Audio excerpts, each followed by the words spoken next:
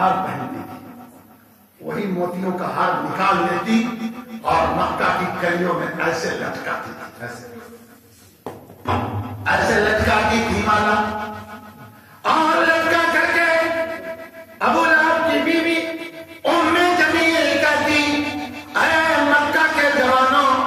اے مکہ کے جوانوں، آ جاؤ، یہ قیمتی موتیوں کا ہار، اگر تم نے محمد کو مار ڈالا تو میں موتیوں کا ہار تم کو انعام میں دوں گی۔ یہ موتیوں کا ہار تمہارے لیے ہے، محمد کو جاؤ مار ڈالو اور یہ موتیوں کا ہار تم انعام میں دے۔ وہی عورت ام جمیل جو ایک دربار کی عورت تھی، مالکن عورت تھی،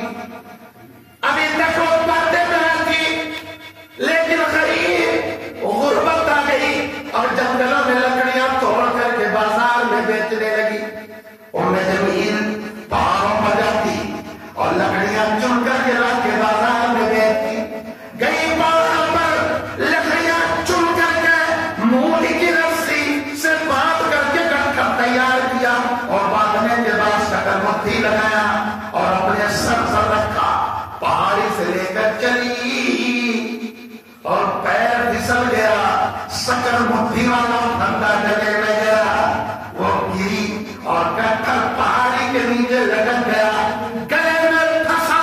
وہ پہاڑ سے پھنسی اور گٹھا نیچے لٹکا،